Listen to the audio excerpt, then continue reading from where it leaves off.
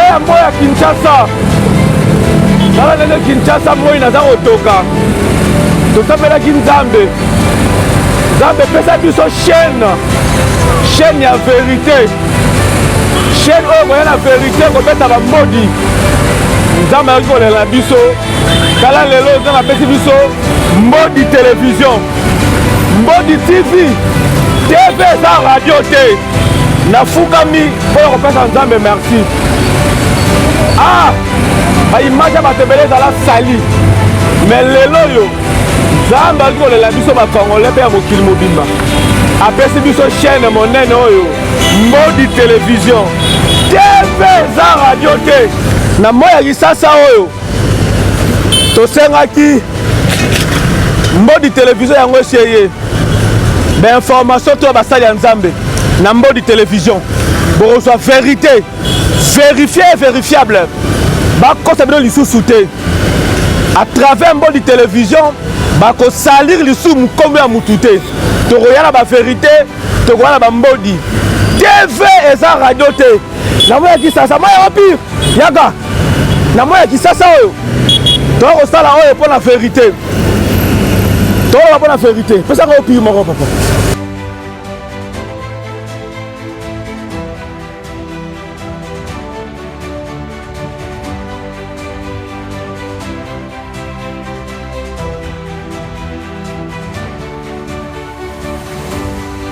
melima ya eau pure mpona kitisa motema mpona sabino TV eza radio te tokutani na Mbodi télévision à suivre.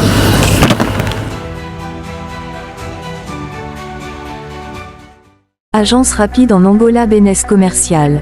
Avec des bénès commerciaux, vous saurez partout dans le monde. Bonne sécurité pour votre famille. Aucun délai maintenant, venez traiter votre passeport. Nous fournissons différents types de services, passeport, vue.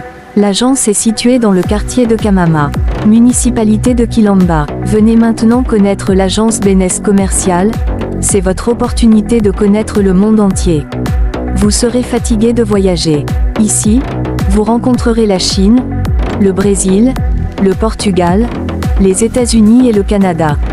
Pour plus d'informations, contactez 927 59 53 39.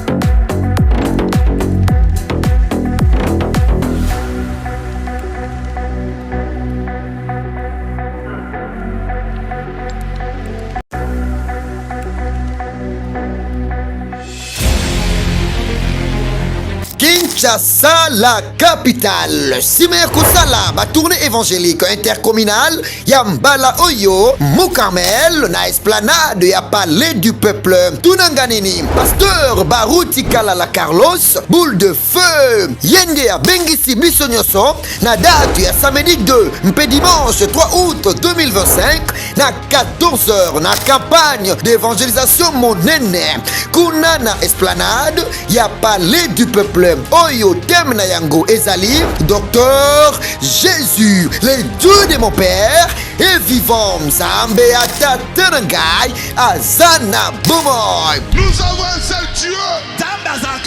Son nom c'est Jésus. Jésus a dit à la croix, tout est accompli. Venez encore expérimenter le Dieu de Baruti, car il est le même hier, aujourd'hui et éternellement. Oyo asala kilobi, azali kokoba kosala lisusu lelo. Babeli bakobika, bakangami bakokangwama, mapamboli ekokita mpe bato bakobongola mitema. Po Nzambe wana abongwanite. Bienvenue à tous et que Dieu vous bénisse. Nous donnons la gloire au Seigneur Jésus, oh, c'est lui qui l'a fait, oh, c'est lui qui l'a fait. Nous donnons la gloire au Seigneur Jésus, c'est lui qui l'a fait par l'amour.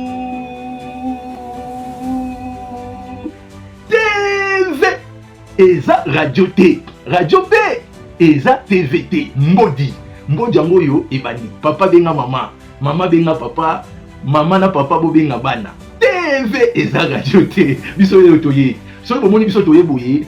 Boye bakango ke actualité ye. Toya kaka pamba te. Biso toya kaka na actualité. Biso toya kaka te ke olali boye ozo créer d'information ya ko créer non. Biso so bomoni biso boye. Boye ba ke mbodi eye. Mbodi eza vérité. Vérité eza actualité du jour. Donc rien à dire, rien à commenter. TV eza radio T. Radio P eza TVT. Mbodi. Mbote na balandi nyonso ya Mbodi TV. Ba oyo barataki to boka bango. Mama Judith Poba. Maman Judith Poba. Dete tchela biso na photo na maman Judith Poba. Aza moembi ya nkolo. Aza maman oyo na yebi très bien. Ngande manager na ye. Aimbela nzambe makasi. Azaki na studio. Ya nzembo na ye témoignage. Lelo oyo nzembo ngo isili akoti na asali na clip. Dete tchaka image déjà. Ya nzembo na ye oyo ya témoignage. Oyo eko bénir le peuple de Dieu. Biloko ebeli déjà. Alambi biloko clip déjà extrait yango oyo bazocha bolanda. Boza déjà connecté na chaîne na ye Maman Judith Poba officiel.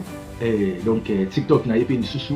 Bo s'abonnaka déjà pour dans quelques jours beaucoup zoabilei titre nzembo za témoignage. Esika nzamba zui biso, esika nzamba zui na esika oyo zokoma. Eza témoignage faut to kumisa nzambe. Bolanda Maman Judith Poba, moi extrait après trozong après. Maman Judith Poba na monde ya nzembo yo e matisa mafuta ya ba chrétien. Sala tu nzembo bima po ba nzambe balia balia témoignage. Biso bato nzamba zui na pasi. Nzamba lokoti biso esika oyo ata penser ya moto ko kozala te.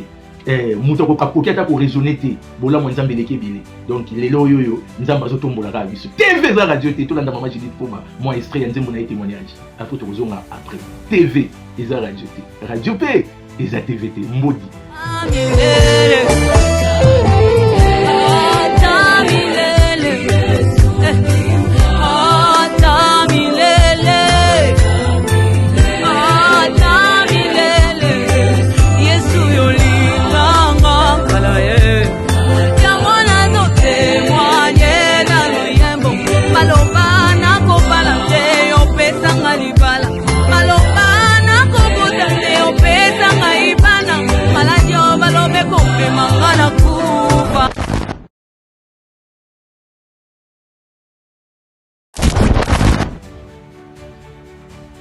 Ah, merci beaucoup.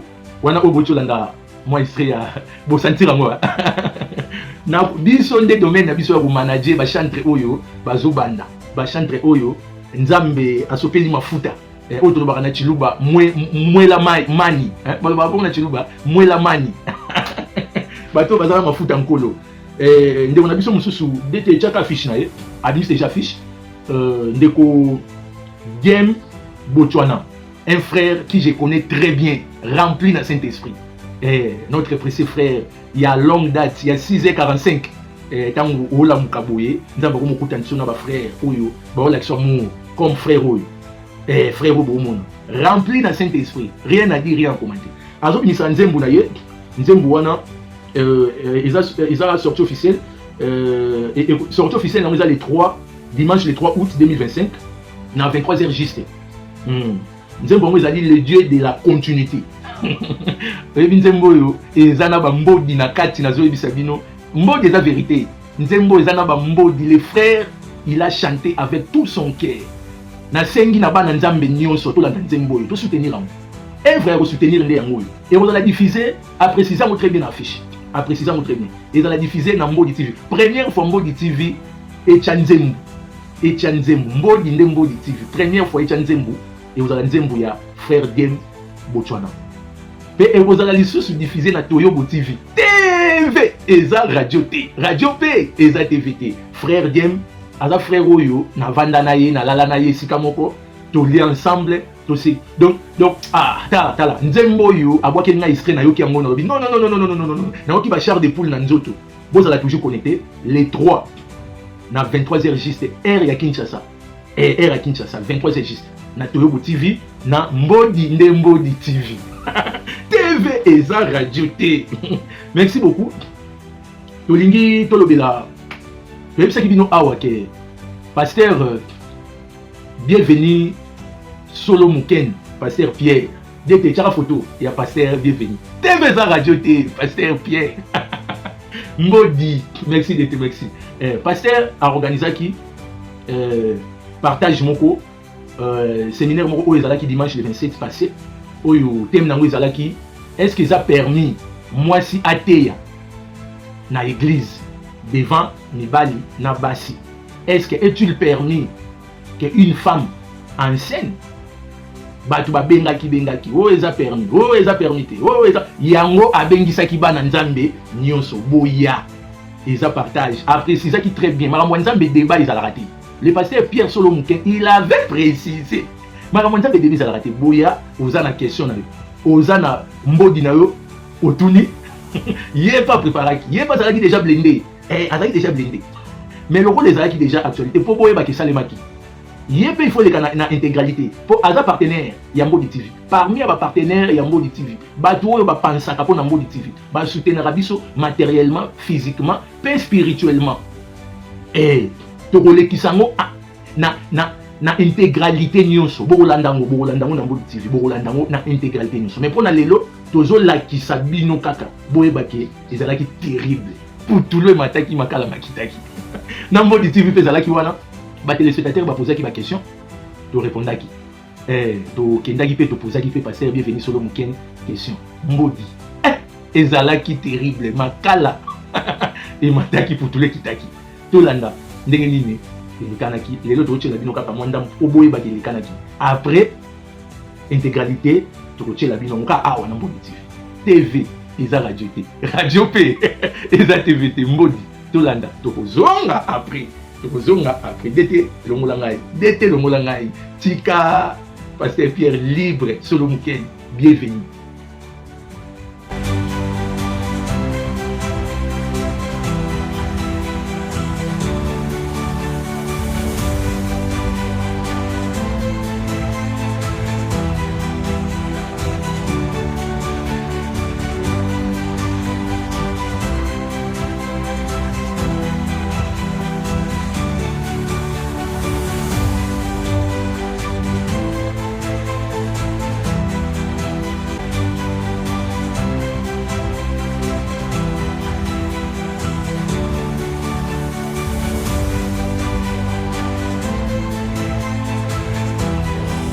Les chaînes, le média de l'Assemblée ACCB et à travers les chaînes de notre frère Miguel, que Dieu le bénisse aussi.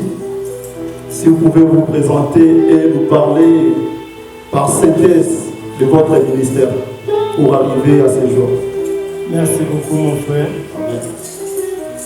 Bonjour à tout le monde et shalom les enfants de Dieu.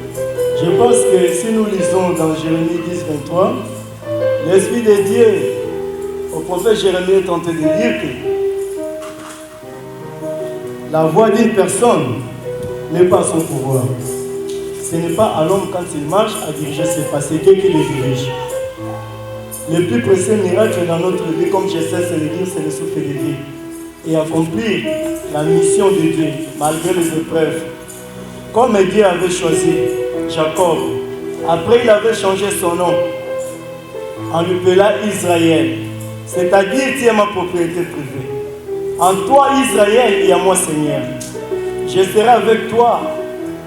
Je serai avec toi pour que tu puisses bien conduire ta mission. Malgré les épreuves, mais je ne t'abandonnerai pas. Donc que le bon Dieu soit loué. Qui dira qu'une chose arrive sans que l'Éternel leur donne, selon Lamentation 3. Dans notre vie, tout ce que nous pouvons avoir, c'est la grâce de Dieu. Je remercie en premier la présence de mes frères et sœurs et tous les invités d'être ici présents. Notre assemblée s'appelle ACCB en sigle, c'est-à-dire Assemblée chrétienne et Champ de l'Uni d'Orléans, qui a pris jour depuis ma conversion en 1990. Mais j'ai commencé à servir Dieu depuis 2000 ans. Comme on dit, selon l'ancienneté, mais ce n'est pas l'ancienneté, c'est la grâce de Dieu. Il y a de cela 25 ans, je suis avec Dieu. Et un jour, j'étais encore en Afrique, Dieu m'avait dit, Un jour, je t'enverrai dans un autre pays, dans un autre continent, dans un endroit où tu vas me servir pour annoncer ma parole. Mais ce que je te dis, tu feras que ce qui est de ma volonté.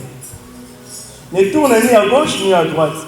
Et comme j'ai dit, la voix de l'homme n'est pas son pouvoir. Dieu est celui le maître des temps et des circonstances. Je me suis retrouvé ici, en France, précisément à Orléans. Et aujourd'hui, nous sommes ensemble. Donc, la rencontre de 2 ou 3 personnes dans la vie, ce n'est pas un hasard. Dieu le connaissait. Et la CCB, ici en France, a pris le jour, le 31 décembre 2016. Dans l'année prochaine, le 31 décembre 2026, on aura 10 ans. Dans la marche avec Dieu, ce n'est pas facile. Malgré les hauts et les bas, nous devons avoir la confiance en Dieu, qui est le créateur de toutes choses visibles et invisibles. Et ACCB, on l'a pris à partir de Genèse 27. Parce que Dieu qui m'avait dit en songe, pasteur, tu vas bâtir une assemblée, je ne t'abandonnerai pas, je serai avec toi. Mais le nom, c'est ACCB. Assemblée chrétienne, le champ béni. Parce que l'Église, pas seulement le nom du contrée auquel il habite. Si aujourd'hui, Dieu nous fasse la grâce, on a une assemblée à Paris, ça sera l'Assemblée chrétienne des champs bénis de Paris. Donc, dans le livre de versets, nous voyons l'histoire d'Isaac, notre ancien patriarche, parce que le Dieu que nous prions, il est le Dieu d'Abraham, d'Isaac et de Jacob. Et ça lui vient de Dieu. Personne ne peut le nier. Isaac était devenu vieux. Isaac a dit à Esaü, son fils aîné, va, prépare-moi un gibier. Parce qu'il était chasseur. Amène-moi, tu vas bien préparer pour que je mange, je puisse être béni. Quand quelqu'un est toujours dans la joie, les paroles qui sortent dans la bouche de la personne joyeuse, c'est toujours pour bénir. Quand quelqu'un est dans la colère, les paroles qui sortent dans la bouche d'une personne en colère, car la colère ne fait pas la volonté de Dieu, c'est maudire avec la colère, car la colère ne fait pas la volonté de Dieu. Mais comme Rebecca, la maman, Dieu lui avait rendu stérile au moment opportun, Dieu a pensé à elle. Elle a dit non, dans mon ventre, je sens mal, il fallait que je reste comme ça. Dieu a dit non, sur ton ventre, il y a 2 peuples, 2 nations, 2 enfants. Mais moi, j'ai choisi Jacob le deuxième. En Dieu, il n'y a pas d'injustice. Car Dieu, il est souverain, il fait tout ce qu'il veut. Et Rebecca dit à son fils Jacob, la bénédiction est à toi. Écoute, ton père veut venir, ton frère. Mais moi, je sais que la bénédiction t'appartient. Non, maman, je ne peux pas faire ainsi, sinon je serai maudit. Si cette malédiction va tomber sur moi, j'aimerais que ça touche moi. Toi, fais ce que moi je te dis. Jacob a pris un animal, sa mère a bien préparé. Il a pris la peau d'animal, il a revêtu Jacob. Parce que Esaü était venu. Et quand Jacob s'est présenté devant Isaac, les yeux ne voyaient plus bien. Prophétiquement parlant, quand les yeux ne voient plus bien, c'est peut-être de l'ignorance. Parce que Dieu ne compte pas le temps de l'ignorance. Selon Acte 17, 30. Quelqu'un peut rester dans l'ignorance pendant 30 ans, 40 ans. Dieu ne compte jamais l'ignorance. Et Isaac a dit, qui est-il? Il a dit, c'est moi, papa. Il a dit, la voix, je sens la voix de Jacob. Mais quand je palpite, je sens sur ce vêtement que c'est Esaü. Et sur ce vêtement, je sens l'odeur d'un champ béni. Il a béni Jacob. Et quand Jacob est parti, Esaü est venu. Papa, je suis là. Mange, que tu puisses me bénir. Non, j'ai déjà béni ton frère, celui qui était sur ton frère. Esaü était en colère. Esaü a pleuré. Papa dit, je n'ai pas une autre bénédiction. J'avais seulement une seule bénédiction. Bien aimé, la seule bénédiction que vous et moi nous avons, c'est le Seigneur Jésus-Christ. Amen. C'est lui le Dieu véritable. C'est pourquoi notre apôtre, des païens, des gentils, des nations, des incirconcis, le type du Christ qui est l'apôtre Paul, a dit dans 1 Corinthiens 3, 9 à 11, 16 à 17, ne savez-vous pas que vous êtes le temple de Dieu et que l'Esprit de Dieu habite en vous? Donc, vous et moi, d'après Dieu, les lieux saints, c'est l'homme. C'est vous, c'est moi. C'est pourquoi Paul, en entrant un jour à Corinthe, il a dit, Il était en colère. Il a dit, mais pourquoi ces idoles? Le Dieu que nous servons n'habite pas dans une maison faite entre les mains des hommes. Mais là où d'autres sont réunis à son nom, Dieu est là. Donc notre assemblée, c'est ça. Parce que quand Moïse était monté dans la montagne, les peuples n'ont point vu, n'ont point entendu. Dieu a dit, mettez les peuples en garde, que personne ne fasse une écriture, quelque chose avec les symboles d'un animal, d'une chose dans le ciel ou sur la terre. Parce qu'ils n'ont point entendu. Donc nous sommes ensemble chrétiens, ils chantent l'hymne d'Orléans. Et cette vision, il y a beaucoup de mes frères, mes enfants. Quand je suis arrivé ici en 2014, Dieu m'avait envoyé pour vous servir. Mais nous connaissons la situation de ce pays. Et par sa volonté, on a suivi la procédure et avec Dieu, nous sommes toujours vainqueurs. Et Dieu a facilité. Et aujourd'hui, quand le 31 décembre 2016, on fêtait la première année de l'anniversaire de notre sœur Winer, Dieu m'a révélé et a révélé à beaucoup de frères et sœurs, comme le frère a dit, que vous devez commencer à révéler. Parce qu'on ne fait rien sans la volonté de Dieu. Pourquoi? Que ce ne soit pas un jour que c'est passé, s'il n'avance pas, s'il y a des problèmes, parce que Dieu ne l'a pas dit non. Dieu est toujours derrière ce qu'il a dit. Et Dieu a accompli aujourd'hui. On allait faire ce partage depuis longtemps. Un jour, après Dieu m'a dit non, ce n'est pas encore le moment. Bien aimé, soyons dans la joie. Les choses de Dieu, il n'y a pas de débat. Si l'apôtre Paul a fait le débat, l'apôtre Paul est disciple de Christ. Je n'ai jamais vu des personnes faire des débats. L'autre a dit que non, vous m'avez convaincu, je vais vous suivre. Non, avec toute humilité. Donc, si moi, pasteur Pierre, j'ai dit j'ai fait le débat, je me fais la publicité de moi-même. Donc, je deviens un impressionniste. Et moi, je sais les choses de lier à le débat. Si je fais le débat avec mon frère Audrey, mon frère Rigain, ce n'est pas lui qui va gagner ni moi, c'est Christ qui gagne. Donc, l'humilité précède la gloire. Oui, je bénis Dieu pour la grâce à travers Maudit TV, TVza Radio T, mon frère Rigain, que Dieu te bénisse. Pour l'événement d'aujourd'hui, ensemble, tout ça, l'union fait la force. L'événement, il y avait la réussite totale. Vraiment, ici, nous sommes à ACCB. Je suis le frère Gaston Géry, l'un des frères de cette assemblée ACCB de Chambéry d'Orléans. Je bénis Dieu pour cet événement et je tenais à remercier Maudit TV, TVza Radio T, mon frère Rigain. Je n'ai pas beaucoup à dire. Que Dieu te bénisse, mon frère, et toute l'équipe. Merci. Oui, bonjour, Mote Libota Nzambe. Nga nazali Serkadi. Nazalaki invité l'église à pasteur Nabiso, Pierre Mouken. Donc na thème auto partagé nango ezalaki o to bandai koloba surtout mingi pona likamba mwasi na kata église place ya mwasi. Mwasi aza na droit côté ya to mwasi aza na droit côté ya te na kata assemblée de Dieu. Bon, en tout cas, tozwi tembele ya koyoka ya ko partager parce que ça na ba assemblée mususu oyo ba autorisaka.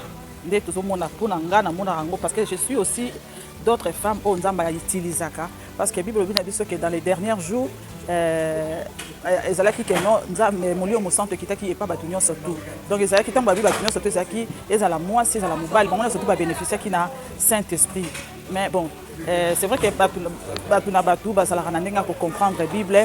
Moi dans ma façon je comprenais que non eza mabete parce que je suis les femmes au bateyaka parce que ça na batu misusu ça na basi misusu bazala so bazoteya maloba nzambe zo comprendre que non oyo maloba vraiment nzambe penza za ko utiliser.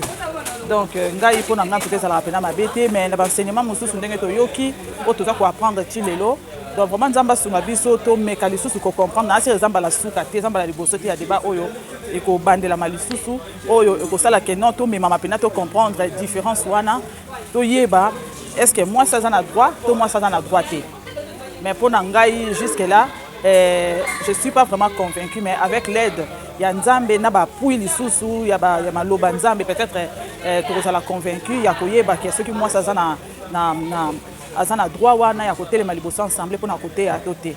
Donc yango wana na bondeli biso mingi libota nzambe tozala vraiment surtout accroché na maloba nzambe totanga lisusu tokota lisusu mpenza tokende kofuye lisusu bien bandeko mosusu nanu oyo bazwaki opportunité wana to occasion wana te ya koya lelo parce que lokola eza etombé na mois d'août bato ebele biso bake mois de juillet pardon ezali moment bavacances bato ebele bakei bandeko mosusu bakoya tokopanza sango de père que ntango tozoya tobongama mpenza enfin ke biso nyonso tu tozala loba moko parce que tozali corps à Christ biso nyonso tu tozotonga nzoto ya Yesu. Donc lokola ezali ndenge wana biso nyonso tozala loba moko ya koyeba nini ya comprendre mpenza ntina na biso na kati église. Donc c'est ça oyo ngai nalingai naloba ngo wana bambote mingi na biso nyonso tu en tout cas nzambe abatela biso topersévérer lisusu na kati ya nzela nzambe boye bayebi nzambe te tocontinue koprêcher tocontinue koteya lokola bible elobi na soki tokende kosala na nation mobimba na mboka wana poto évangélisation eza vraiment pasi même tosala yango de partout de façon que ekende musika. Donc yango nazalaki nango koloba yango wana nzambe apambola biso nyonso tu. À la prochaine. Voilà. Je vous salue mes frères et sœurs partout dans le monde. Tout ça là qui est un séminaire dans l'Assemblée à ACCB dans Orléans. Alors, le thème c'était est-ce qu'une femme peut enseigner dans l'Assemblée des saints? Alors, je me tourne à la Kébélé, je fais un piano. Donc, Nzambe, à Otikalaka Nzambe, il y a bien un basali naïe. Pour l'édification, il y a un bassin, il y a une assemblée. Alors, totali, ndenge apporte Paul à l'Obaki. Et basi balendi basi terre na l'Assemblée des saints. Alors tout na ni ba question pe na ba réponse c'est là qui a moko na moko. Alors to kumbisika kanzambe wazala ka mettre temps et à circonstance to lebi kapai na ye merci. Oya permettre mokolo alelo to comprendre auto yeba kité. Tout ce que retenir ka banda na l'Assemblée des saints moi si alendi ko enseigner alendi ko j'ai autorité de liboso à batokati dans l'Assemblée. Mais Nzambe est tellement souverain. Après ça, biso bokonzi. Na ba onyo so bandimile lokola mokonzi ko mobix. Mais a recommanda biso. Donc ça tout ça comme sala na ye. Oye moka lobi langeza monene basali bazamoke. Nzamba bolingo penda abatela biso. Pe asunga biso, conseil ndo pesa bandeko ba balembi. Moi votre humble frère, na yekolo banayo, fortifie-toi dans le Seigneur. N'importe où il y a dans nos assemblées, bien aimé, total à Ikolosu, et pas le biko Uta. Le biko Zaka Nanzela Mokaye Somasia Moninga Malamu, Otoko Kangamanae, Oazoloba, il est l'ami fidèle, et nous ne bandera jamais. Yaozana Biso Tina Suka Mokeli, Kanzamba Bolingo, Azana Biso Longo, votre humble frère dans le Seigneur, je vous bénis tous au nom du Seigneur Jésus-Christ. Shalom, peuple de Dieu. Ngaïnde Konabino Katinankolo. Na pesi bino mbote nazalaki kati nisika oyo pona kolobela sur la thème est-ce que les femmes ne peuvent être enseignées dans l'église. Donc tout ça il a passé très bien parce que la Bible dit que là où deux trois on sont réunis na kombo na ye azali kati na biso. Donc présence en Nzambe azali kati na biso, cérémonie et l'équipe bien na rencontre oyo tokota na ba na Nzambe parce que la Bible dit aimez-nous les uns les autres. Tout azali kati na lisanga ya libota na Nzambe ya ko décortiquer pe ya ko lobela selon ndenge Nzambe inspiraki kati na moko ya kotuna ba question réponse kati na moum na Nzambe oyo ya disposer ki na rencontre oyo ezaki prévu ya mokona lelo. En tout cas topesi merci la libota na Nzambe tozala toujours inipe bomoko convention yo ezala kaka pona lelo te mais ezala oyo continuer lisusu pona ko inviter lisusu ba serviteur de Dieu pe libota na Nzambe pona ko c'est qu'au milieu lisusu kati na connaissance parce que la Bible dit que le peuple périt par manque de connaissance. Donc sengeli pona ko za connaissance c'est l'eau biblique et sika ba na Nzambe baza yango na pesi merci elongo na libota na Nzambe oyo bakolanda partout les bazaka na monde Nzambe a sunga a fortifier bango a restaurer bien na ba don ba capacité oyo so zakati na basi pe na mibal et manifester et sala. Ah, merci beaucoup. Tolingi to lobela dossier moko oyo circuler trop na réseaux sociaux. Dete tchana une photo ya pasteur Paul Dembo.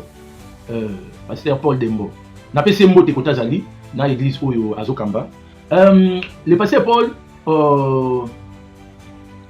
alobi liloba moko oyo na moni ata mutu na éviter hein bato balinga kaka ba serviteur de Dieu baloba na mabe pour baloba vous voyez ceci c'est là le pasteur Paul il a parlé ça quand le pasteur tamba pasteur bazoloba makambo malamu ba youtuber ba tiktoker bozolobela te mais biso mbo TV toza wana on va les parler le pasteur Paul oyo bomoni awa soki pe azalaki na réunion soki pe ezalaki wapi me tomoni avandi moyen tolandela eza te mpo biso tokapte eloko oyo babwakeli Mbodi TV balobi Pasteur Paul abeti Mbodi nga lobi Mbodi nini oyo abeti Mbodi nini oyo Pasteur Paul ayebisi église na ye ayebisi bango ke soki TV eza radio te nga nakoloba te bolanda Pasteur Paul après tokozonga après nabeta pe Mbodi na nga biloko oyo bato balobelaka yango te bino koza wana kaka si serviteur de Dieu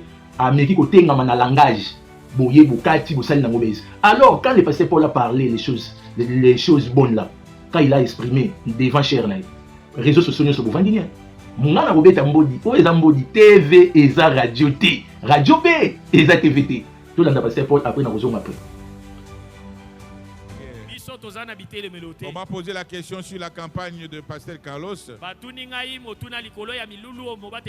tu es invité, allez.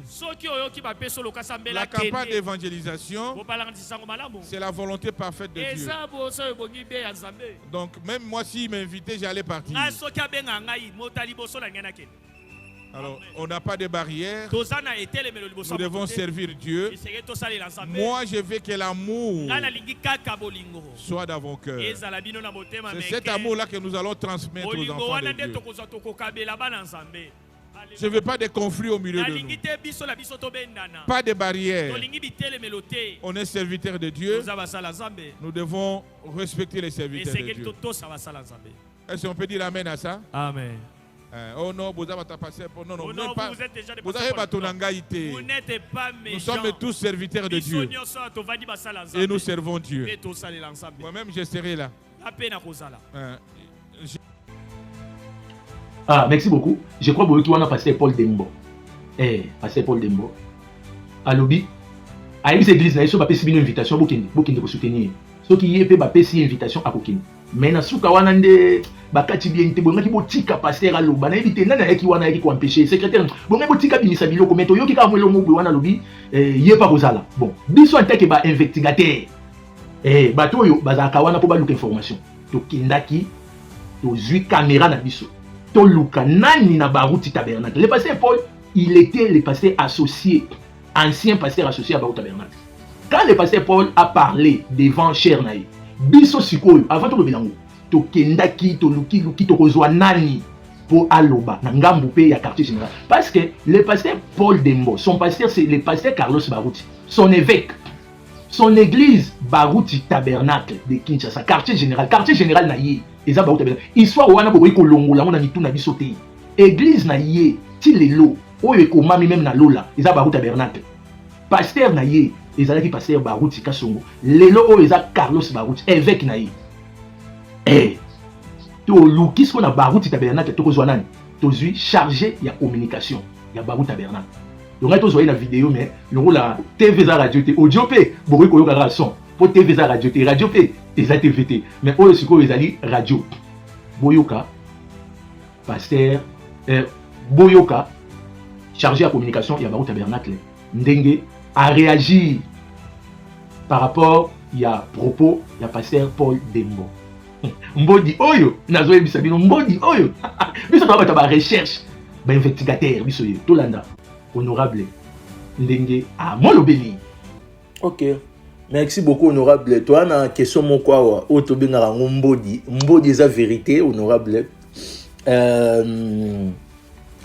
Toyoki moi information moko moi message moko oyo ancien pasteur associé ya Baruti Tabernacle oyo autaki ko démissionner na Baruti Tabernacle autaki kolongwa le pasteur Paul Dembo o biso za TV za radio te je crois eza déjà na réseaux sociaux ezo lobama kendenga lobby que soki bapiaki invitation alingaka zala alobi pe na église na ye ke soki bapesi bino invitation bokende toyebi te yo en tant que chargé à communication ya Baruti Tabernacle okoki koloba nini par rapport ya message ya ancien pasteur associé ya Baruti Tabernacle pasteur Paul Dembo. Bon ndeko nanga toyobo Je crois que Zolanda. Oui, oui, Zolanda. Ouais, bino kozio ngondengenin, c'est ça. Message Johan. Et la campagne d'évangélisation, les portes sont ouvertes.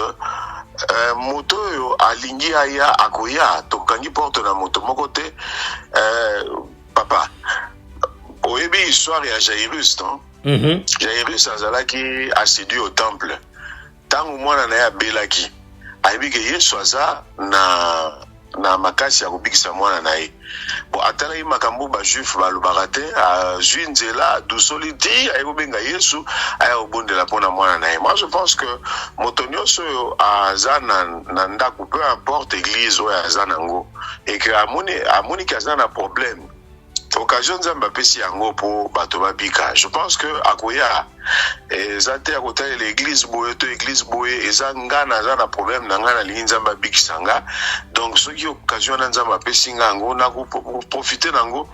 Donc campagne d'évangélisation eza ya kofungwama moto nyonso alingi koya aya nzambe akosala en tout cas motema no ezalaka ya kofungwama nzambe akosala makambo minene onga na kokoloba yango wana. Donc eza problème ya baeglise mpenza mingi te parce que soki bato nde nauta koloba tout à l'heure là lokola ba Dédé Lando ba honoré pasteur Carlos na niveau wana je crois que zolakisa unité à corps de Christ c'est quelque chose de bien et ce bato mosusu bako emboîter ba pa wana ozapena malamu. Donc toza kufungwama bato nyonso bakolinga koya baya toya ba malamu nzambe apambola. Donc pasteur Paul soka ye na église na ye na campagne bakozala le bienvenu. Donc c'est ça. Tobinga na motote. C'est ce que je peux te dire. Tobinga na motote en tout cas. Toya moto nyonso malamu. Merci beaucoup honorable. Ah, merci beaucoup. Rien à dire, rien à commenter. Le pasteur Paul osa le bienvenu na église na yo. Oyoki binope bandi mignon sur oyo boza na église ya pasteur Paul. Boyoki, boza le bienvenu. Biso pe mbodi to posa une question. Boyoki non. TV za radio te. Makambo boye ndembo dinde lobelaka. Mbodi nde lobelaka. Ba presse mususu wana bino kovanda kaka. So pasteur a sali boye. Boza na po bo attaquer bo ingérer non. Biso to lobelaka nyonso. TV eza radio te. Merci beaucoup. Pasteur Carlos Barouti, évêque général. Nalina lobelelo moko na évité. Pasteur Carlos ministère na est un peu mystique hein. Auto le mystique. Ils un peu bon edenga yi komboni na ko prononcer. Ils un peu bon edenga na bandako beaucoup mana commentaire. Pasteur Carlos ministère na ba musulman ba ko bazon ndima ye TV za radio te na ba musulman. À quel côté il y a dernièrement dans l'église Mukwawa, il y a des dénominationnels dans la ville de Kinshasa. Moi, tout le temps, comme l'église, c'est pour contacter qui une activité. Mais biso, to katika ka moi parole moko oyo et pousser. Tous gens open dans les réseaux sociaux, ils ont des téléspectateurs ou balanda biso, ndé ba kataki ba boki biso. Un musulman, asa papa responsable, il a fait plus de 32 ans dans ministère na islam. Il a fait plus de 32 ans. Aza papa responsable na moi sinaban mais azo changer kaka réseau social tant nous sabino boye na contacter qui le monsieur le frère na contacter qui le monsieur na contacter tant na moni commentaire na yé isa commentaire mo ami présenté dete chaka boyoka le frère ndenge azolo a commenter na réseaux sociaux alobi boye alobi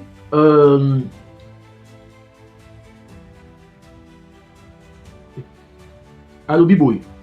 Shalom pasteur, je suis musulman, mais je suis convaincu pour votre prédication. Merci beaucoup, que Dieu vous bénisse. Un musulman, bango ba croire à Jésus-Christ comme prophète tout court. Bisonde te croire à Jésus-Christ comme Seigneur et Sauveur. Bango ba croire à Jésus-Christ comme il est un simple prophète comme ba prophète na bango. Mais aye ko bénir pasteur Carlos Barou. Botu na ngai nini boloba to yobo nini alandi andimi tango alandi maloba oyo ekoti nazo chango te TV za radio te nazo chango hein peut-être on a landi en privé oto benga ngo en PV na landi en privé ayisinga les frères je serai là na famille na mobimba ministère ya pasteur Carlos Barouti ezondimisa na ba musulman Et tu as dit Babuda.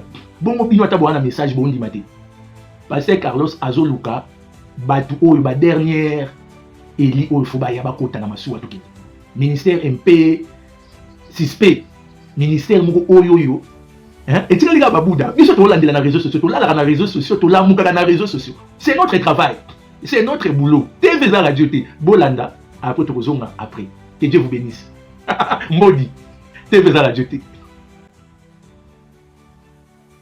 Pité. Je vais m'apaisantir là-dessus. On a normalisé l'impudicité. Non. Non. C'est pas ça, mais on a un sorcier. Un pasteur qui sort avec les fidèles de son église, c'est un sorcier. Oui. Yasolo. Un chrétien mon Christ doit être exemplaire. Et c'est que là, ça qui ça. Pour monter à la chair. Pour monter à la chair. Tu dois être exemplaire. Premier principe. Le premier principe. Tu dois vivre la parole de Dieu.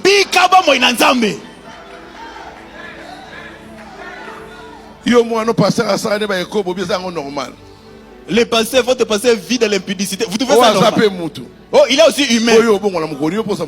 Mais toi aussi, quand est-ce que tu vas te repentir? Toi aussi, tu es humain, non? Pour que quelqu'un puisse être parfait, il doit avoir un modèle. Si tu n'as pas un modèle, tu n'auras jamais de bon comportement. Ton pasteur doit être ton modèle. Les gens aiment les prophéties. Oh, on m'a prophétisé. On a prophétisé sur moi. Pas de problème.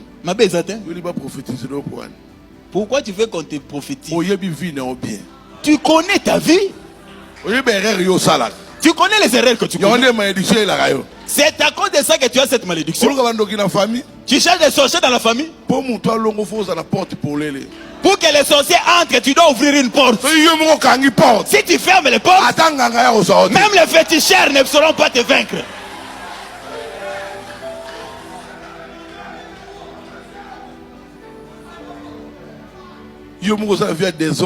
Toi-même, tu as une vie de désordre. Oh, je suis chrétien. On s'est habitué dans les églises. Jésus revient. Vous serez surpris. Je vous ai amené la bonne nouvelle. Dieu ne vient pas blaguer avec nous. Il vient pour nous corriger. Écoutez. Tel que tu es là. Pour appliquer les laits de beauté, tu dois te laver. Mon petit est là. Il vient de jouer au foot. Et directement il applique le lait de beauté. Et Simba. Il doit d'abord se laver. Et appliquer le lait de beauté. Tu cherches le Saint-Esprit. Tu es sale. Tu n'as pas le Saint-Esprit. Merci beaucoup, merci beaucoup. Je crois que Kolanda TV et Radio T. Radio P et TVT. Tomé la bamaï, zoa kopo, zoa vert, zoa nini, tomé la bamaï. Tomé la bamaï, tomé la bamaï. TV za Radio T. Ah, Nalina Loba ilo moko. Par rapport à la vie actuelle, il y a des chrétiens partout dans le monde. Tu as eu l'information que na Angola, na Luanda précisément, bazana kimiate. Nicolo na 2-3 jours batu ba kinda sur ba église té. Oh, to yoki kuna ba trouble et pas ina et pas i. Nous avons des informations sur bima ebele en désordre. Le rôle de un correspondant à biso kuna. Ndé on a biso Samuel, to so zoyina nzela ya singa. Après ça biso ba information précis. Pour biso to contacter ndé pour to bimisela bino ba information to yeba nini ezo se passer actuellement na Luanda na Angola. To ki ba vanda banda ku masa sezo beta par-ci par-là donc to yebité. Biso to perdre information oyo eza vrai et sincère. Bolanda ndé on a biso après to kozonga après ndé on a biso Samuel maloba na mboka na. Oui, mbote ndeko. Natindele audio oyo banda Angola. Bon, tout le monde na réseaux sociaux, bato bazo pesa ba explication na bango ebele bamso baza pe na Angola te mais bazo lobaka rapport sur base ya ba vidéo oyo ezoleka na ba réseaux sociaux. Le problème c'est quoi? Oyo ezo se passer na Angola. Et il arriva ki na moment moko boye donc population Angola ba remarquer que vie est comme qui moins cher. Ba biloko emati sans cause. Nde siko eloko salima botomboki ezali tango bayi komatisa carburant na ba course à transport liboso carburant ezalaki na 200 kwanza wana pona o babengaka opso to benga majout ezalaki 200, essence ezalaki 300. Nde na minute oyo essence ekokoma 300 et essence ekokoma 400 nde majoute ekokoma 300. Nde transport oyo ezalaki 200 ekomi 300. Nde siko population balobi non et trop c'est trop bakoki ko ndima changement wana mbala moko te ya 100 fois babakiseli bango. Nde ba décrétaki 3 jours mituka etambola te et bandaki lobi lundi le 29 si je me trompe pas, ezaki lundi le 29 pour le 29 le 30 le 28 pardon, lundi le 28, mardi le 29 na mercredi le 30 ndenge ba décrétaki yango. Et à notre grande surprise bino mo boyebi ka ndenge bakoka ko gérer ba intention ba tuté. Journée ya lobby ezalaki normal ngamoko on abimaki pe mais tant on a commis na mituka ezalaki te ezalaki ba mituka personnel. So tant bato bamoni ke mituka personnel ezosala na ya l'état nde epesi ba jeune kanda babandi ko bamba mabanga na ba mituka nyonso na ba moto de all ça la transport bandi ko bamba mabanga. Nde ezalaki na groupe moko ya bato bakendaki po ba piller bayaki ba maîtriser ki bango malgré pillage esalamaki. Et à notre grande surprise lelo tokanisi loko la ki mpepane ke salamate eye kutu makasi eye vraiment makasi kondeka. Nde yango gouvernement pe azwi ba moyen nyonso ya force pona ko réprimander bato. Le bato abandai ko marcher pacifiquement ti et ko changer comme na ba désordre. Nde na minute tozo loba la situation est vraiment mabe makasi. Ba enlèvement ezali bato bazo kufa la masasi o ngamoko na moni 7 babomi o ngamoko na moni sans côté ba image zo tamba na réseaux sociaux. Donc yango ndezo leka siko en Angola soki mutayebi soka ko pillage ko ngana lobi na cause loke sali bongo. Donc TV eza radio te correspondant ya Mbodi TV na Luanda. Ah, merci beaucoup. Campagne oyo eza organisée et pas ya évêque général Pasteur Carlos Barouti moto nzambe azo salela notre Josué ya tango oyo mpo ba biso na kana campagne yango ezali le 2 août le 3 août na esplanade ya palais du peuple. Botunaki biso ba question oh non on peut faire comment tozo la kibino chargé ya communication ya Barouti tabernacle tozo ki na nzela ya singa TV eza radio te est-ce que eza TV te mais eza radio pour tozo ki na nzela ya allo honorable ya za chargé ya communication ya Barouti tabernacle quartier général oyo ezwami na avenue paroisse numéro 6 na quartier Rigini na commune na quartier Rigini na commune ya Lemba na ville province ya Kinshasa na République démocratique du Congo. Tolanda ye après abeti pe ba modi afongwa mitro biso biloko tolinga on a bimisa biloko honorable bimisi biloko tolanda honorable après tokozonga après. Bonjour honorable Joseph Mpiana. Bonjour Toyobo le professionnel Mbodi. Nzamba pambola honorable. Amen pambola pe bien-aimé. Tonito signaler yo ozoleka na oza sikoyo en direct sibitima bamoni campagne il y a Docteur Jésus après les dieux de mon père est vivant. Et ça pourquoi? Bon, campagne fondamentalement et ça pour la robinda bateau bien robinga bateau ba dimela yesu le roi mo continuer mon bix na bango. Campagne Docteur Jésus, le Dieu de mon père est vivant, et Zaka yango moko wana. Ce qui otali na sima o mikaniseli motabandi marambo na zayemei. Papa na biso barutika son heureuse mémoire. Ye bato ba obinga ye Docteur Jésus. Docteur Jésus. Donc eza eloko moko yo ezaki particularité na yi.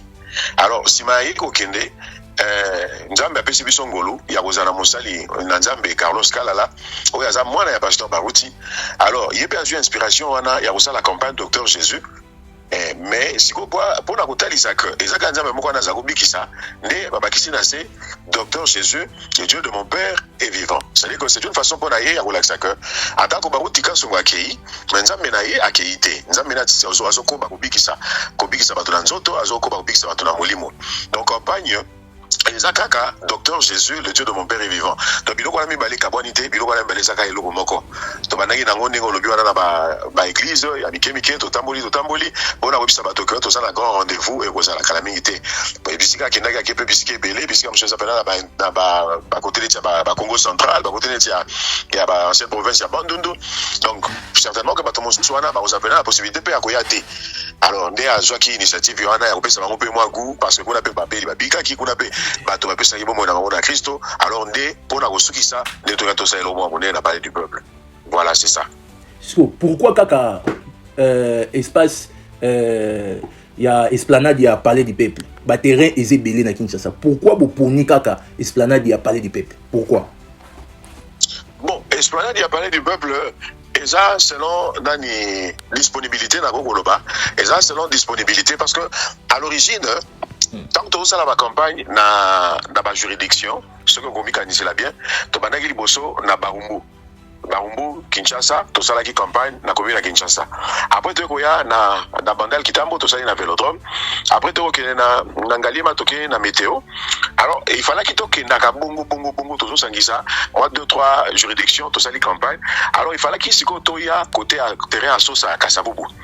Alors, tu se rends compte que tourner tout ça là qui, ceux qui te le to continuer bongo et ça la penza moi moulai et ça penza moi moulai compte tenu à programme pasteur Azaki Nango il fallait que tout sangisa ba juridiction o etika là qui o nano ba organiser qui campagne té ba ça là et à partir avant d'idée idée que pour la rejoindre cette juridiction il y a Kassavubu je pense il y a Ngiringiri il y a Kalamu non ba ça là il doit ko esika ni ko cha bango nyonso ensemble ndete ko mona parler du peuple nezaki sikamoko il y a malam to idée il y a départ ezaki yango wana alors ndé sikoyo et comme sikoyo likaboka ba juridiction etika la quitté mais de ko memana ba juridiction nyonso pe ba si ba organiser qui pour biso surtout soutenir yango donc lui ezaki déjà choisi dans contexte wana alors ndé sikoyo biso sur ba juridiction se prêter main forte parce que et comme qui décision que il y a un déjà point il y a chute donc il y a un point final et c'est que campagne à soulever Rosala tant que tout le monde disponibilité ça qui parce que au départ t'as dit monsieur mais finalement tu comme là wana la disponibilité puis si yango wana ndeto concentrer énergie nyonso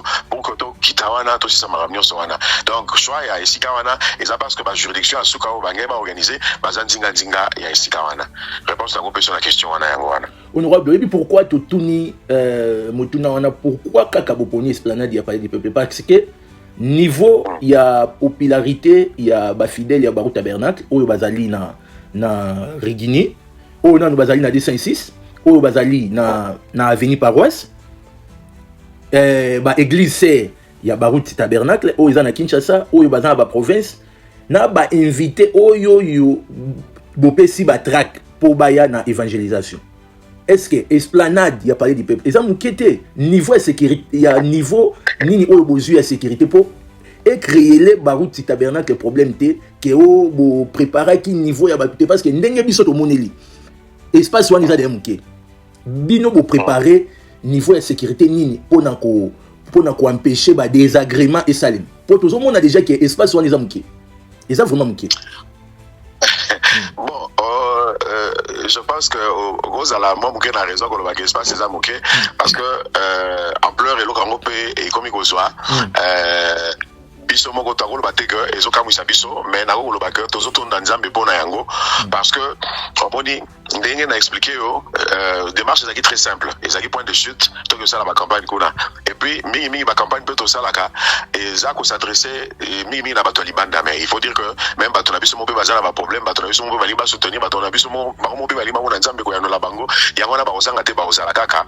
niveau ya sécurité moi j'étais na parler du peuple samedi pour la sécurité tu suis à disposition en tout cas tu suis à disposition tu as une réunion na pasteur pour la sécuriser côté wana tu suis à contact nécessaire bon parler du peuple les appels ici comme bien parce que étant institution ça ni siège institution moko parlementaire yamboka les appels déjà à niveau de sécurité na yango moko ozomona alors espace ça nakati et que tina si ma côté ya bus ezali espace ezapé na ndenge ya libanda c'est vrai ampleur et logo ezui ezapé na munene mais biso beto lalité parce que comme je vous dis tous ont pas disposition nécessaire pour te bander nini ya ko encadrer bateau et na lisungi nzambe je pense vraiment que kolikana malamu nzamba osunga biso po to kana kito sala loko d'une certaine façon mais nzambe ne moto apesi yango ampleur e komi na molilo je sais pas ceux qui ozalaki oza au courant bino bato internet pour bi makambo pasteur de Delando a organisé qui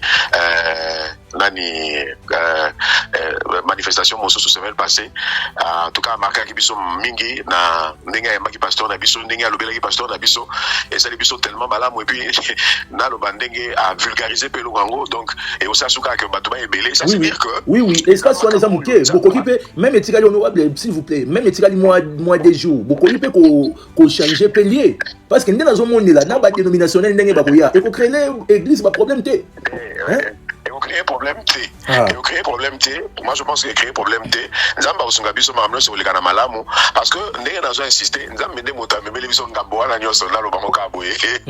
Na ndenge oseka parce que Nzamba mende moto tomboli bosali na eti na niveau wana. Hein? Ozomona Nzamba mende moto asena ndenge wana, je crois que Nzamba akosunga biso parce que ko changer na quelques jours et ça peut être très compliqué parce que ça implique aussi ba moyens.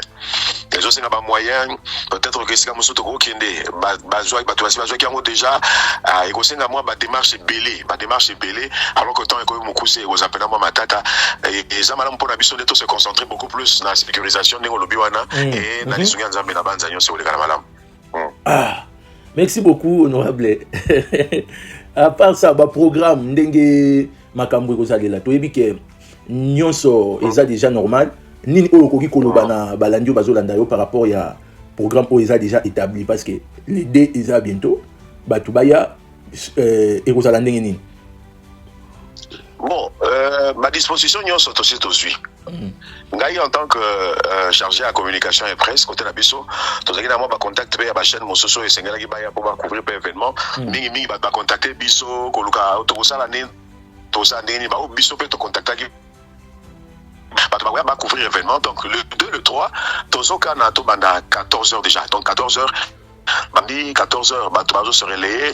To se contacter qui peut ba chantre, ba gozalawana, ba pasteur mosso peut to tinaki ba invitation, ba gozalawana, bato bakoya, ba gozala bien accueilli parce que ba place ezali. En tout cas ba place ezali pour na bato nyonso o ba gozala disponible ba goya. Alors prédication côté yama ndenge na lobi wana ndenge na lobi liboso mingi bona obenga bato balungwa na masumu bandima lilo banzambe. Le 2 tout comme le 3 pasteur a aussi l'appel à l'hôtel né à la d'habitude et là peut-être na itotuna soki mutu honorable je m'excuse soki mutu a ndimeli nzambe a uzwa batem ndenge nini na bauta Bernard te ndenge nini tete ya rolo na ina loba donc to suis à disposition tel que to yena bilamba to yena bilamba to yena ba baptistère mobile dans la piscine mobile et gozala nasima ya podium ou alors quelque part na endroit na quelque part na esika wana ba vestiaire mobile bezali donc biso to lingi to perdre bandimité ba o to kozwaka mukolo wana bakobatisa makaka mukolo wana donc to kosinisa service moi avant donc pendant que pour ndenge otoyebi biso nyonso bato bakoyeba modérateur obinga pasteur tant pasteur a oteya ce pasteur a silisi côté a osala appel à l'hôtel ba obandimi kolo surprise ba liboso alors tant que pasteur azo silisa wana baleki mbala moko esika ya vestiaire baleki mbala moko esika ba baptistère eza ba changer bilamba ba diacre pe baza déjà bien posté wana na bilamba na bango ba bandi ko baptiser bango partout bisika so tokei otosali ba campagne ne boy tozako sala surtout dans la campagne de la juridiction, tout ça déjà dans la baptistère, tout ça déjà dans Maï. Tango pasteur Bengika Kabato Ozunga Banda côté pour que Baroté tabernacle de cas surtout la soana a baptisé Bango. Alors tant que baptisé Bango pasteur a prié pour la malade. Ba obaza malade ba koya pe liboso so pe ba oyo pe ba ki koke ko batisa ma baza pe ba malade donc ba okindika ko batisa ma et que sika ba okende kuna pe ka ba osolobi ko na nzoto parce que tout mon expérience on a plusieurs reprises ba so alobi na batote so attention za malade oli ba bonde la bona yo et que ndimi ko le so ko ko konzibe mo bikisa yo kende na baptême ba guérison na yo ko landuka na baptême et to moni ba ka ndingo ne belé oyo bato basilisi ba ju baptême na bango ba biki pe nzambe alongoli bango na ba difficulté ba kinango donc et lo na ko lo ba yango wana et vous avez retransmis en direct ndenge makambo comment ça na mikolo yo yebi donc sur internet et vous allez on peut bazana bisoter sur place na bazana bisoter sur place na parler du peuple ce bazaka na Kinshasa ce peut bazaka na intérieur ya Congo ce peut bazana na Afrique na monde entier on a biso en direct et de ce côté là tostoki ba témoignage à plusieurs reprises bazaka Olanda onction ekangi kuna yepe abiki kuna nzambe alobi loboko neza molaité pona obikisa biso donc oza na biso sur place te so oza na problème nzamba au visiter yo donc à disposition to suis yango wana et je pense que la leçon nzambe nena la tout à l'heure maramno se oleka na malam donc ligne yango wana bato bakoyemba bato bakobina lité ekoteyama appel à l'hôtel ekosalema et puis prière pour les malades parce que ndingisa ou bien ordre oyo nzambe apesi biso yango wana donc parce que campagne d'évangélisation papa kote aliloba nzambe oteya nzambe ndenge nini soki nguya eza te Nzambe alobi na bango allez faire de tous les disciples de tout le monde de toutes les nations les disciples. Alobi celui qui croira et qui sera baptisé sera sauvé. Ça c'est une chose. Alobi voici les miracles qui accompagneront ceux qui auront cru. En mon nom vous chasserez les démons. En mon nom vous ferez ceci, vous ferez cela. Donc tant que tout est évangile pour na bakundimi sabandimi. Kolo Yesu Kristo et sengeli pe ba mona que Nzambe ngwaza na bomo Nzambe ngwaza ko sala. Donc to memeli bato guérison ya nzoto, to memeli bato salut ya ba âme na bango yango wana. Donc babeli ba ibeli. Ba banko za la guéri. Babeli ba ibeli ba za la guéri wana to misote bato bangisa to bikisa pardon. Misote bato bikisa. Biso Nzambe pesi biso commission to bonde la bona babeli ba kobika. Biso Nzambe pesi biso commission to sakola sango malamu bato bandima. Donc elo biso to yango yango wana muta bikisa za Nzambe et je suis sûr que yimota okita bikisa bato na epena. Merci beaucoup honorable Tokomi vraiment na souka vraiment te pour ceux qui dirigeants c'est monsieur Ezali toko lando toujours na nzela singa to éviter dernière parole na yo pour na conversation oyo et ko kozala nini. Dernier message. Moi je suis toujours très ouvert. Nayo à chaque fois que vous en avez besoin tout sur la solo là. Tous en apporte plus information ou esengeli pour te ba yoka pe ba yeba mamnini eza ko salima. Na bengi bato ebele baya na oyo to bongisi na milolo to bongisi na weekend donc samedi na dimanche le 2 le 3 nzambe osama ka minene. To tambola na ba campagne ya mikemi ki to sali na ba juridiction to sali na ba église eza pas loi beka na biso za ko lo balobi match amical to meki to moni ke simbi. Alors to lobito bomba ga eloko wana kote kuna tende to bimi bato nyonso bamona bato nyonso ba bénéficier nango eza moto tende azo makambo wana eza Nzambe monde azo sala yango donc si tozo inviter bato eza parce que toza sûr que Nzambe na biso oyo auti osala peso pona bato ebele tina ka elo eza ka kemite ma bato fungwama bato bandima ko le souple na motema na bango ba promesse neza wana aokita pa akokisa yango parce que Nzambe na biso aza moto échec te. En tout cas, dans ces circonstances, nous sommes à Salagapé à Longaka. Merci encore pour l'occasion. Pessingaï, Nzambe Apambola, Mbodi TV, Apambola, Yomoko, le professionnel Apambola, Bandegonyoso, Ope Balandibiso, Nakomone Jésus Christo. Amen. Amen. Merci beaucoup, honorable. Nzambe Apambola. Merci. Merci beaucoup. Botika la malamu, Roma Botana Bino. To ebike bosele ngwana ki ebele, Bolanda Kimbodi TV, TV eza radio TV no mo boyoki honorable, ndenge apandi teke, abimisi biloko. Nzamba pambola biso nyonso totikali botika toujours branché na ba édition oyezoya biso awa ezali ndeso bomoni biso boyebake actualité yi campagne wana kozala terrible bobenga babeli oyo nyonso azobela bakoka ata muto akufi les 2 ou bien les 3 bokena na morgité boya na na campagne wana le Dieu de mon père est vivant docteur Jésus o to loba gite to koloba bongolo besu mwene ato longola zeme ato boma mutu na biso croix moko ezali croix Jésus oyelimbisaka masumu yango nabengi oya les 2 les 3 oya mokolo wana okuta ya moto wasovaka ezanga te eza Jésus nga mpe nakokondane o te ye moto akufaki mpona yo nga nabengi yo bato baza na poto wanda biso so oza ata te akoya te za en direct ozala beni bato bana braza bokatisa bata ba Congo boya bata Équateur bandu boya bato aloko traverser ba mboka pour kuta na Salomon pour la sagesse na to ko la bonne nouvelle du royaume to sangana izabe mukwana eko délivrer mboka o eko délivrer mboka o et puis abiso to bazo pa moko yaka na invité yo congolais yaka surtout kinois boyebele. Agence rapide en Angola Bénès commercial. Avec des Bénès commerciaux, vous saurez partout dans le monde. Bonne sécurité pour votre famille. Aucun délai maintenant, venez traiter votre passeport. Nous fournissons différents types de services, passeport, vue.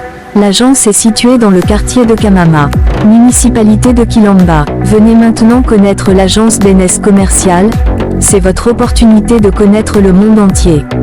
Vous serez fatigué de voyager. Ici, vous rencontrerez la Chine, le Brésil, le Portugal, les États-Unis et le Canada. Pour plus d'informations, contactez 927 59 53 39.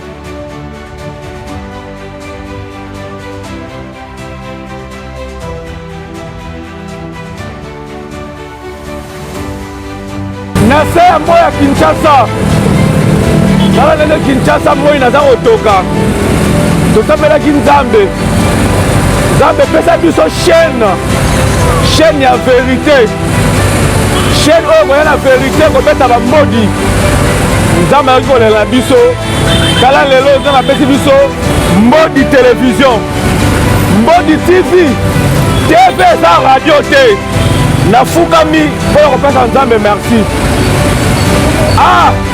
baimage ya bato ebele ezala sali me lelo oyo Nzambe azali kolela biso bakongole mpe ya mokili mobimba apesi biso chaîne monene oyo Mbodi télévision TV eza radio te na moi ya Kisasa oyo tosengaki Mbodi télévision yango eseye bainformation to basali ya Nzambe na Mbodi télévision bokozwa vérité vérifié et vérifiable bakosa bino lisusu te à travers Mbodi télévision bakosalir lisusu mokombo ya mutu te tokoya na bavérité tokoya na bambodi TV eza radio te na moi ya Kisasa moi ya pire yaka na moi ya Kisasa oyo tokosala oyo mpo na vérité tokola mpo na vérité pesaka oyo pire moko papa